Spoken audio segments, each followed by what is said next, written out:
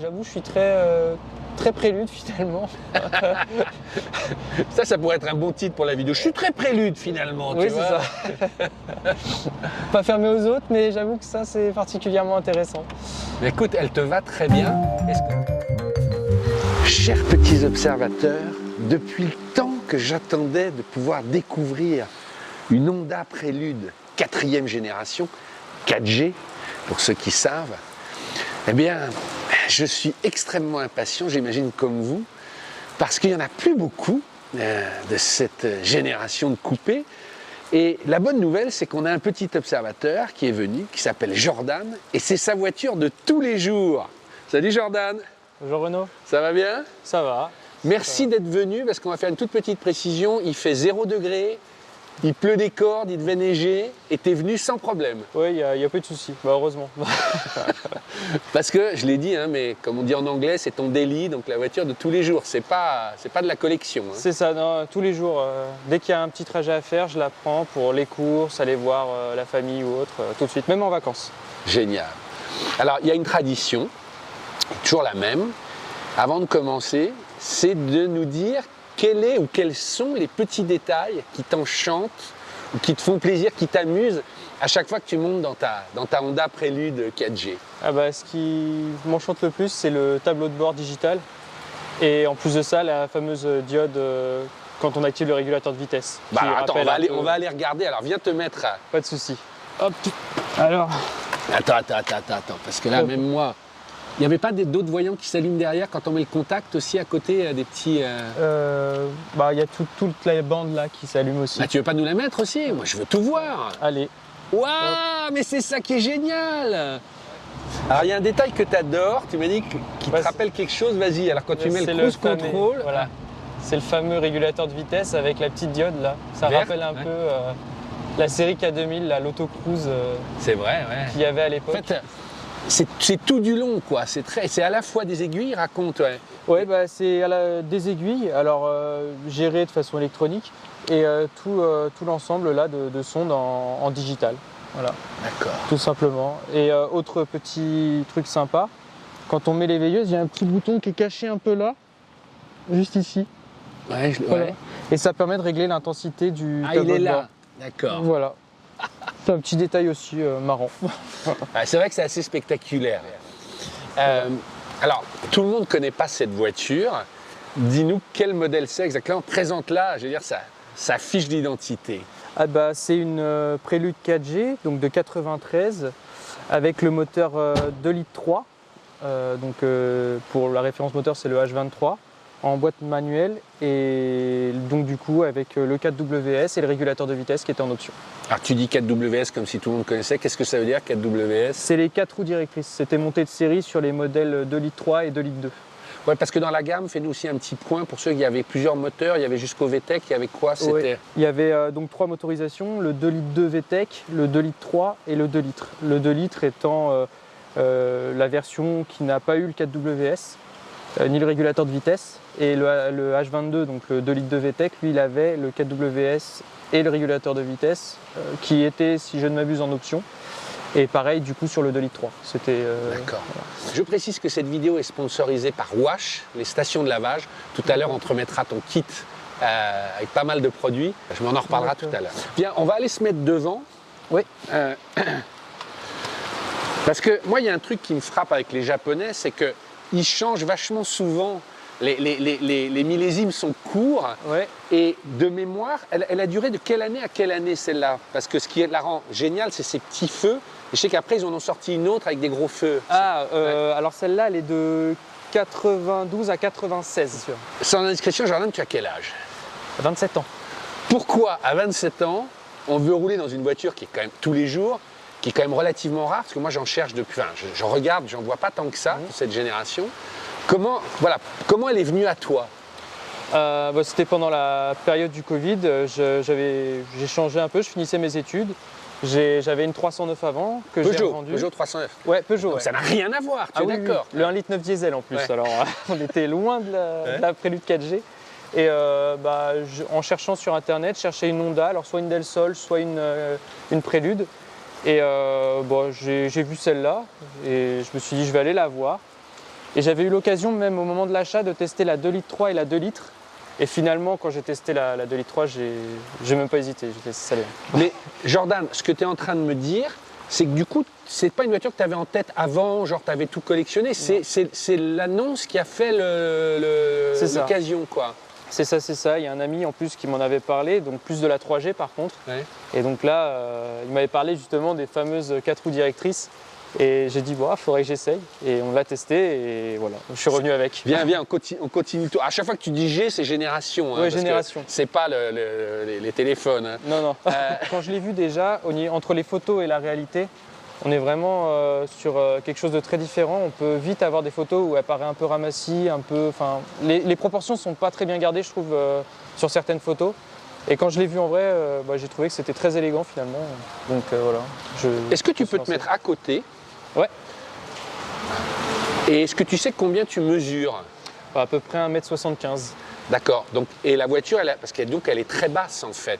Oui, elle doit faire, je dirais comme ça, 1m40. Et alors moi, j'ai lu en préparant l'interview qu'en fait, il fallait vraiment descendre à bord, quoi. Est-ce que tu peux t'asseoir? On va remettre, mais est-ce que c'est pas fatigant? Oui, ou mets-toi là d'ailleurs, le passager, mais est-ce que tu confirmes qu'il faut être un jeune homme pour monter et descendre, hein? Là, oui, c'est clair que j'ai déjà emmené des personnes âgées en voiture. C'est vrai qu'en général, pas trop de mal à monter, mais beaucoup de mal à sortir. Vas-y, on va faire l'exercice. Je le ferai après parce que je me mettrai à côté de toi, mais. Hop. Ouais. Et voilà. Mais c'est intéressant parce que comme tu l'utilises au quotidien, quand parfois dans la journée on doit sortir 2-3 fois, c'est pas. Moi j'ai lu, il y a des essayeurs qui disaient que c'était le plus gros handicap quand on devait sortir plusieurs fois dans la journée. Toi ça va? Moi ça va, j'ai pas de problème particulier. Après c'est une habitude, hein, parce que clairement ma copine est un scénique, c'est trop. Ouais. Mais, ah ouais, t'as les deux mondes en fait. Ah oui, tout à fait. Ça change. Alors c'est une 4 places, c'est une 2+2, comment c'est l'arrière? 2+2, c'est très très petit derrière. Souvent on est obligé de demander aux passagers là de vraiment s'avancer au max pour que derrière ils aient ne serait-ce qu'un peu de place pour les pieds. Ah ouais, il n'y a aucune place là. Je peux avancer au max pour voir un peu au maximum ce que ça donne, mais voilà. Il n'y a rien du tout. Ouais, c'est pour les mômes quoi en fait. Ouais. Oui. J'ai déjà rentré mon frère dedans qui fait 2 mètres, mais c'est pas agréable pour lui. Monsieur le frère. Alors, ah non, c'est pas un haillon, j'allais dire c'est un haillon. Tu vois, je me suis fait avoir. Je pensais que ça s'ouvrait comme ça, d'accord. Non, c'est un coffre en fait. Ouais, tout à fait. Hop. Et ça, c'est le coffre. Parce que, est-ce que je me trompe, mais l'argument de l'époque, c'était quand même de dire, ouais, c'est un petit coupé sport, mais utilisable, qui est pratique, quoi. On a quand même un grand coffre, on a quand même. Est-ce que tu confirmes? Ça dépend. Pour ramener des courses, ça va. Pour ramener un meuble, c'est mort. Ouais, ça, c'est pas la peine. Ouais. Bon, on va se remettre à l'intérieur parce que c'est quand même le grand moment. Je voudrais juste revenir. Pas de souci. Juste revoir la finition. Si tu peux me remettre le tableau de bord 2 secondes, parce que moi je suis comme un gamin. C'est un sapin de Noël. Est-ce que tout marche? Et tu vois, comment ça a vieilli et comment tu le vis ça? Tu me disais que c'est ton... Tu vois, est-ce qu'il y a des pépins? Tu vois, pour quelqu'un qui serait intéressé, est-ce que c'est fiable 30 ans après et voilà. C'est relativement fiable. Après, il y a beaucoup de problèmes de soudure, souvent, des petites soudures qui pètent sur des circuits imprimés. Donc par exemple, la maladie connue, c'est le main relay, c'est le relais qui active la pompe à essence au démarrage. Ceux-là, ils sont connus pour lâcher facilement, il suffit de les démonter et de refaire les points de soudure. On a pareil sur les boîtiers à l'arrière, il y a des boîtiers de détection pour les feux qui détectent du coup que l'ampoule est cramée. Et dans ces cas-là, il faut refaire les soudures éventuellement pour résoudre le problème. Également, on a la même chose sur le 4WS, l'ordinateur. Des fois, il faut refaire les soudures quand ça ne fonctionne plus. Et ça, tu m'as dit, tu le fais toi-même? Ça, je le fais moi-même. J'ai pas fait encore le 4WS, mais j'ai fait le main relais et les boîtiers à l'arrière. Tu m'as appris quelque chose aussi sur le 4WS par rapport au feu stop, raconte pour ceux qui... Oui, il se trouve que le lampe de stop, c'est un problème qui peut engendrer des défauts sur le 4WS. Donc en fait, on a l'impression qu'il y a des défauts sur les deux, mais en réalité, c'est le lampe de stop qui engendre le problème 4WS. Donc le mieux, c'est de réparer le lampe de stop pour justement retirer le défaut de 4WS. Après, c'est possible qu'il y ait un autre défaut que les lampes de stop, mais il se trouve que c'est lié. Alors 4WS, c'est for wheel steering. Voilà, 4 roues directrices. C'est ça. On ira faire un petit tour malgré le temps, mais est-ce que ça change la vie? Est-ce qu'effectivement la voiture braque bien? Ouais. Ah oui, t'as conduit? Ah ouais? Ah oui. Ah ouais, il y a un plaisir là, ça se sent. Ah oui, que ça soit sur les routes de montagne pour faire un créneau, pour se garer chez soi, c'est incroyable. Vraiment, c'est terrible. C'est un système mécanique ou électronique? C'est électronique. Il y a un capteur dans le volant, des capteurs de vitesse sur les roues, et ensuite c'est un moteur qui braque ou contre-braque en fonction de la vitesse et de la situation. Je crois qu'il n'y avait pas beaucoup de voitures qui avaient ça. Il y avait la 3G qui l'avait déjà expérimenté, mais on lui reprochait d'être un peu trop brutal, parce que vu que c'était mécanique, il y a vraiment un cran où au bout d'un moment les roues partent. Les roues arrière braquent très fort d'un coup, et ce qui se passe c'est qu'il y en a beaucoup qui ont été surpris par ce système-là. J'en ai testé une juste après celle-là, j'en ai testé une autre. Alors pour quelqu'un qui a l'habitude du 4WS, je pense que au contraire ça fait plaisir, mais par contre pour quelqu'un qui n'est pas habitué, c'est très surprenant. Parce que la voiture part un petit peu, c'est ça, on a l'impression Oui, vraiment on a l'impression que la voiture glisse. En fait pas du tout, mais on a vraiment l'impression que la voiture glisse et qu'on perd un peu le contrôle, alors qu'en fait finalement non, c'est normal. On a toute l'adhérence, mais c'est le comportement de la voiture qui change par rapport à une voiture classique. Le voyant 4WS, il sert à quoi quand il s'allume? Ça veut juste dire que c'est opérationnel ou qu'il y a un problème? Alors, quand il s'allume, ça veut dire qu'il y a un défaut. Mais ce qui est assez drôle, c'est quand on démarre la voiture, le 4WS reste allumé un petit moment avant de se désactiver et on entend l'ordinateur, on peut dire qu'il claque un relais.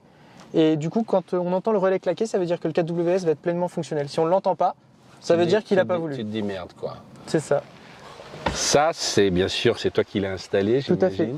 Qu'est-ce qu'il y avait là à la place? Il y avait l'autoradio, un simple DIN, donc un format classique d'autoradio de l'époque.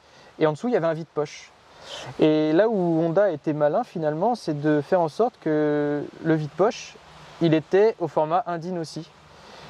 Et donc du coup, aujourd'hui, on parle de format double DIN pour les autoradios. Et donc du coup, le fait qu'ils aient fait ce système avec possibilité d'inverser les deux, et ça nous permet de mettre des autoradios très modernes avec des tablettes tactiles, etc. Donc tu as tout là, ton Bluetooth, GPS, tout à fait. Il y a tout. Voilà, là on a les informations GPS, on a plein de choses, le volume, on peut se connecter à Internet dessus, on peut avoir la vitesse, je crois. Ah non, c'est là. Voilà. Là il y a la vitesse qui fonctionne. C'est super. En général. C'est quelle marque? Parce que je sais que dans les commentaires, beaucoup de gens vont demander. C'est chinois. C'est chinois? Ouais. Tu l'as acheté? Ouais, mais donne-la quand même, non? En fait, tu sais où tu je l'as ne connais trouvé? pas la marque, j'ai trouvé ça sur Cdiscount, il était pas cher, mon autoradio il était pas terrible, alors du coup j'ai acheté ça. Et c'est toi qui l'as posé? Oui. Alors je précise que tu es ingénieur en informatique quand même, parce que tu es modeste, mais voilà. Mais ça change la vie, ça. Du coup, tu as une voiture très moderne en fait. Ah oui, tout à fait. Celle-là, elle n'a pas l'Android Auto, ni le CarPlay, mais il est très possible de mettre un autoradio avec le CarPlay. On va aller jeter un œil sur le moteur, parce que tradition Honda oblige, hein, généralement. On dit que c'est des moteurs indestructibles. C'est pas le meilleur, mais il est très bien. Je comprends mieux pourquoi il y a une poignée là pour sortir en fait. Ah. Tu t'accroches pour t'extraire élégamment, tu vois. Et voilà. D'accord. Donc là c'est 163 chevaux, j'ai dit non, ou 150? 160. 160, bon. 160, oui. J'étais pas loin. Oui, c'est ça, c'est grosso modo, c'est ça. Et t'as combien de bornes? Là, elle va approcher des 205 000. Impressionnant. Et tu sais ce qui a été fait dessus? Tu disais que tu avais les factures. C'est une courroie, c'est une chaîne, c'est quoi la distribution? C'est une courroie distribution. Elle a été changée très récemment. En ce moment, les plus gros problèmes que j'ai, ça va être des petits joints qui fuient à droite et à gauche, des petites durites. Voilà, mais pas des trucs méchants, quoi. La voiture tourne bien en général. Franchement, je me pose pas de questions quand je tourne la clé le matin. Non mais c'est formidable, c'est une pub pour Honda quoi. Je précise avant qu'on aille faire le tour, cette vidéo est sponsorisée par les stations de lavage Wash et on est heureux de te remettre un kit de lavage plus 50 € de lavage gratuit. Et je précise que vous pouvez aller, il y a une appli à télécharger qui permet de repérer où sont les stations, qui permet de s'ouvrir un compte. Il y a un lien en description dans la vidéo et ça permet comme ça d'avoir, il y a une offre promotionnelle. Et là tu as à la fois, il n'y a pas tous les produits, mais ils y sont presque. Tu as les jantes. Je sais que tu es un bagnolard, hein, il y avait dans ton coffre pas mal de produits.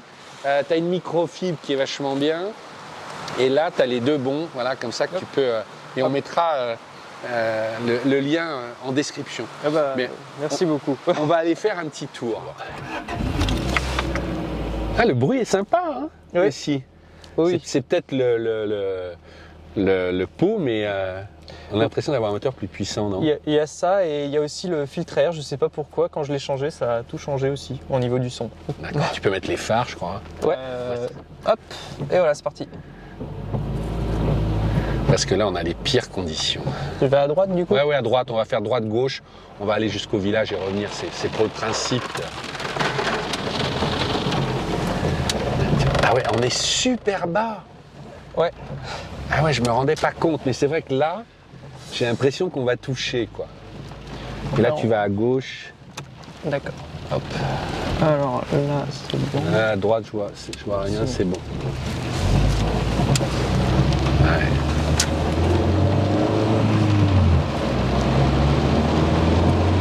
C'est agréable à conduire. Ah oui, c'est franchement, c'est pas difficile.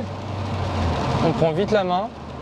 Et en plus de ça, au niveau de la consommation d'essence, c'est hyper économique. C'est combien? Vas-y, Julien adore poser la question. Mais Entre 7 et 8 litres. D'accord. Vraiment, 8 litres, c'est le max que j'ai fait et en le conduisant un peu sportivement quand même. Donc C'est marrant parce que là, on voit, je ne sais pas si on verra avec la caméra, mais ils ne sont pas allumés, mais là, par le reflet en transparent, on voit tous les voyants rouges qui peuvent s'allumer, quoi. Ouais. Voilà. Jordan, tu nous as dit un truc en arrivant que je trouvais vachement intéressant. Ouais. Tu m'as dit, avant, j'avais une Peugeot 309. Oui. Tu me disais, je faisais tout pour lui donner le look d'époque. Ouais. Phare jaune, etc. Tout à fait. Et là, tu m'as dit, c'est l'inverse. Pourquoi et qu'est-ce que tu fais? Alors pourquoi? Parce que la voiture a une ligne très très moderne, je trouve, pour l'époque. Et on est quand même sur un look qui est vraiment pas daté, je trouve. Donc du coup, la volonté de lui mettre, par exemple, des feux blancs, etc., ça permet de la rajeunir et du coup d'antidater un peu la voiture. On va prendre à droite là-bas. Voilà, il y a plein de petits détails comme ça que je souhaite faire pour rajeunir un peu la voiture. Tu as d'autres projets de modernisation Pour le moment, je vais calmer un peu le truc parce que j'ai plus envie de m'atteler sur le moteur parce que il est prévu de faire à la prochaine distribution les coussinettes bielles, etc.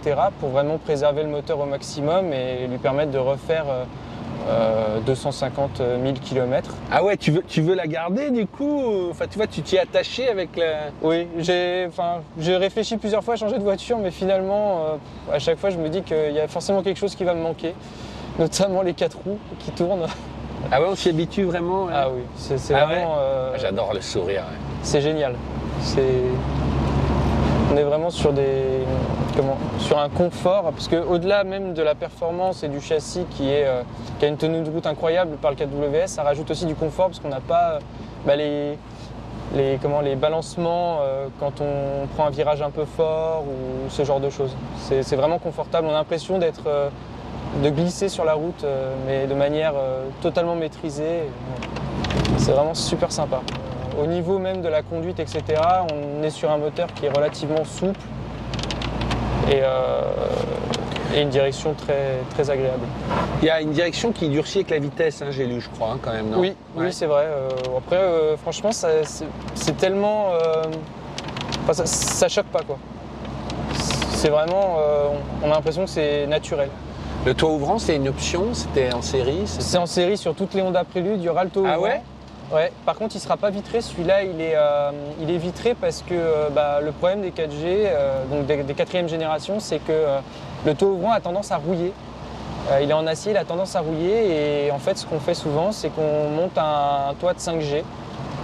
C'est ce que tu as fait? Voilà. Il suffit d'acheter des pattes d'adaptation et en fait, on récupère juste la vitre. On met les pattes d'adaptation et c'est bon. Et ça vaut combien aujourd'hui en occasion une voiture comme ça? En général, on serait autour des 5-6 000 pour une 2 litres 3. Sur les 2 litres de VTEC, on serait quand même plus sur du 12 000. Et une 2 litres, on est quand même plus sur... on est quasiment sur les prix du 2 litres 3 finalement, autour des 5 000. Après, les 2 litres 3, il n'y en a pas beaucoup en bon état, donc c'est compliqué de donner une cote. Mais est-ce que ça veut dire qu'il y a un forum sur lequel qui est actif où les gens peuvent aller voir, poser des questions? Oui, tout à fait. En fait, c'est le HPC, donc le Honda Prélude Club, qui est un groupe très actif autour des préludes. Il y a énormément d'aides sur ce groupe. En général, on a vraiment une réponse très très rapide. HPC, c'est ça? Il faut taper sur la page Facebook, c'est ça? Oui, sur Facebook, on fait HPC, tout attaché. C'est ça, ou Honda Prélude Club directement, il y aura plus de chances de trouver. D'accord. Il y a aussi un forum avec différents tutoriels pour notamment modifier un peu sa prélude ou l'entretenir.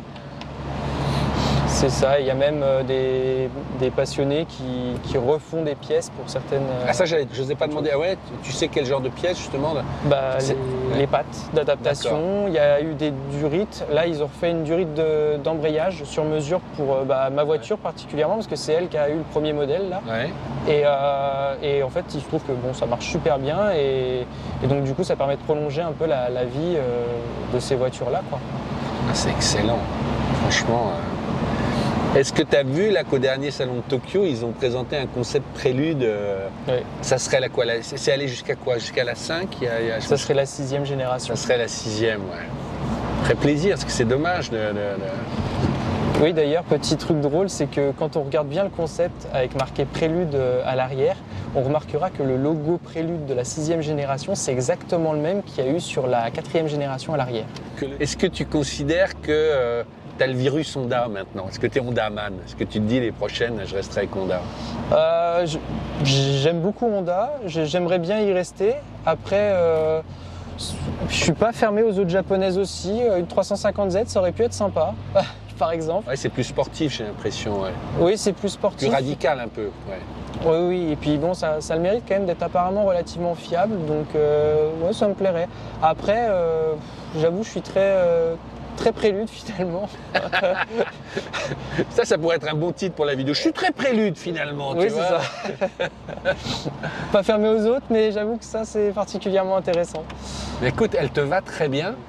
Voilà. Écoute, un grand merci, Jordan. Je pense que tu vas donner goût à cette voiture qui finalement, je le précise aussi, parce que moi je cherche depuis longtemps, est assez rare, hein, c'est à droite là. Oui. Il n'y en a pas tant que ça, donc elle est aussi disponible en bleu. Il y a un très joli bleu souvent, j'ai vu dans les en annonces. noir aussi. Ouais, il y avait quoi? Gris, bleu, noir, j'ai l'impression, et ce bordeaux. Ouais. Oui, et rouge aussi, parce qu'il y a eu un rouge qui était plus clair que le bordeaux. Je la regarde. Ouais, parce qu'on va faire des photos et des illustrations. Ben voilà, un grand merci. Si vous aussi, vous voulez nous présenter votre voiture, quelle qu'elle soit, de collection, un daily, l'important c'est que vous les aimiez, vous nous écrivez à petite observation automobile tout attaché avec ds@gmail.com et quelques photos, une description, pourquoi vous voulez la présenter, pourquoi vous l'aimez. On la mettra dans nos bases, ça ne veut pas dire que vous passerez, mais si jamais à un moment elle retient notre attention, on vous appellera et vous viendrez nous la présenter. Voilà, merci beaucoup. Ça c'est vachement joli ces contreportes aussi, hein, tu vois. Ceux qui sont dans la continuité. Là, oui. Ça, c'est pas rétroéclairé la nuit, mais... Non, mais c'est assez sympa aussi ce bouton. Il me semble que c'est pour les vitres. Ouais, je m'en sers jamais, mais c'est pour empêcher le passager d'ouvrir sa vitre. Comme ça, il n'est pas content. Voilà, tac. Ah, je crois que c'est ça. Hein. Une question. Ah, vas-y. Tu l'achètes? Parce que t'en parles souvent. Oui. Écoute, alors je fais une réponse normand. Oui, si j'avais plusieurs voitures de collection, je pourrais en acheter une belle bleue. Parce que la cote, ça va et tout. Faut ouais. Trouver, mais... 7-8 litres. On est en conso? Ouais. Oui, je pourrais. C'est fait partie des voitures. Alors, je voudrais qu'elles soient totalement stock et en VTEC, machin, mais oui, je peux. Ça me plaît beaucoup.